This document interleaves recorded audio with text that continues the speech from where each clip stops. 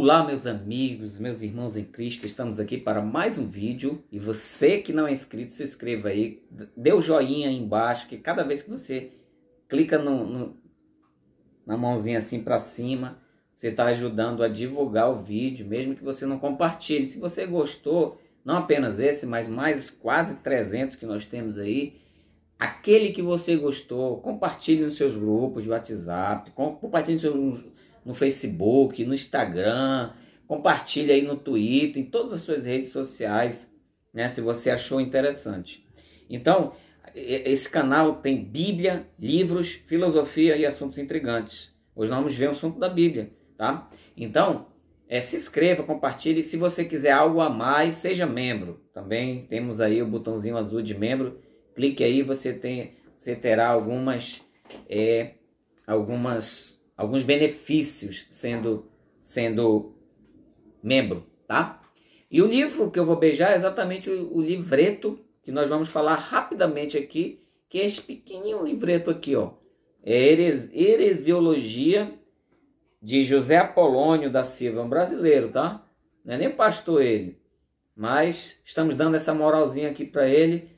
Ele escreveu esse livro aqui, um livreto, né, que na realidade era uma apostila, se tornou em um livreto. Porque aqui o saber não ocupa lugar. Então vamos logo de primeira, que ele fala o que significa a palavra heresia, né? Heresia é uma opinião escolhida. Então veja que nível é uma heresia, é uma opinião escolhida. Na realidade, só para você ter uma ideia sobre esse termo, né?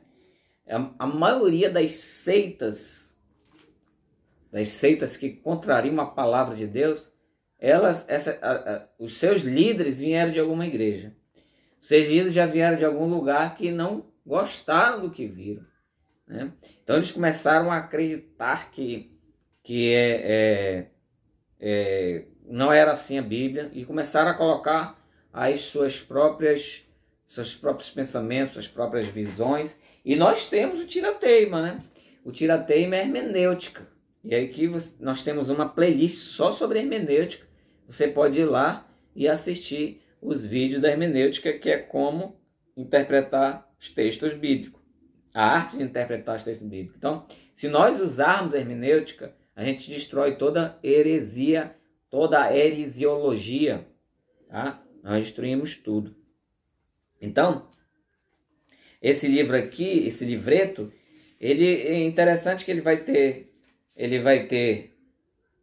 a introdução, né? Uma palavra ao leitor, e depois ele vai falar de 4 seitas, que é o Espiritismo, os Testemunhos de Jeová, o Mormonismo e o Sabatismo, tá?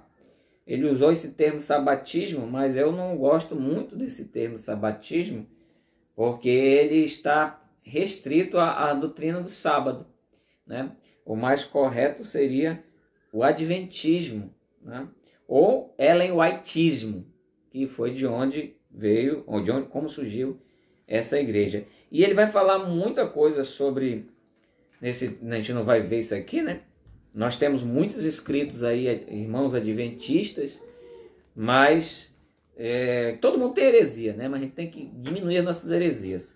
Agora, uma coisa que eu não gosto muito no adventismo é essa questão de querer colocar a data da volta de Jesus. Nunca vão acertar, né? O primeiro homem já começou com isso aí. Então, desde lá, né? Acho que era o esposo da Ellen White, já começou colocando a data da volta de Jesus, fazendo umas contas malucas lá de Daniel. Você pode contar Daniel, pode contar Apocalipse, pode contar Zacarias, pode pegar até outros textos bíblicos, nunca vamos conseguir saber qual é o dia da volta de Jesus. Isso aí não tem como não. Até porque o tempo está parado, né? Não dá para fazer a contagem mais. Nós estamos no tempo da graça, que é o interlúdio, que é o espaço entre a última semana de Daniel e a volta de Jesus. Não dá para saber. Então ele vai falar, ele vai dar uma definição aqui muito interessante, que é a questão o termo seita, né? Ele diz assim: indica uma facção dentro de uma religião, organizada. Então, é uma pequena diferença que a gente tem que fazer entre religião e seita, né? Religião é o conjunto, é o sistema religioso.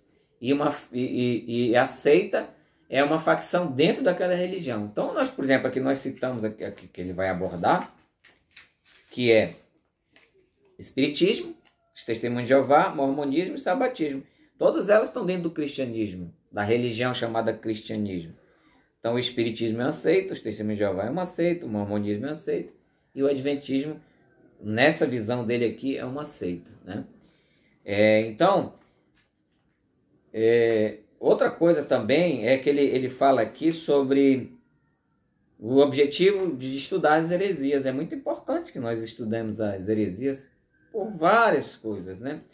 Uma das coisas que ele coloca aqui é 2 Timóteo 2,15. Vamos ler lá 2 Timóteo 2,15. E também houve entre povo falsos profetas, como entre vós haverá também falsos doutores, que introduzirão encobertamente heresias da perdição, e negarão o Senhor que os resgatou, trazendo sobre si mesmo repentina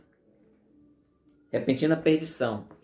Então, é necessário que nós conheçamos a Sagrada Escritura para nos livrar desses falsos mestres, desses falsos doutores, né? Desses, até muita gente gosta de chamar falsos profetas, mas são heréticos, falsos mestres que Paulo combateu muito. A igreja primitiva combateu muito esse. Então nós precisamos estudar para combatê-los, para que não possamos, porque se Jesus diz que só Ele sabe, só Deus sabe, né? Como é que eu vou querer acertar a volta de Jesus se na palavra da gente só Deus sabe, né? Então, então ele vai falar de todas essas 4 seitas aí, mas eu queria pegar aqui uma refutação que ele fez para finalizar, porque o livro é bem pequenininho, ele tem só 80 páginas e é pequeno, né? Aqui as refutações que ele fala no final, e ele, não sei o que ele parece que deu assim uma grande ênfase ao adventismo, né? E ele vai tocar num assunto que eu ia abordar aqui. Nós vamos abordar no momento mais oportuno, trazendo toda a questão do aniquilacionismo, que é a Igreja do Adventista do Sétimo Dia, eles defendem isso, tá? Mas aqui nesse texto dele, que eu quero me ater apenas ao livreto, tá? É só sobre esse livreto aqui. Que ele diz assim, nenhum crente falecido...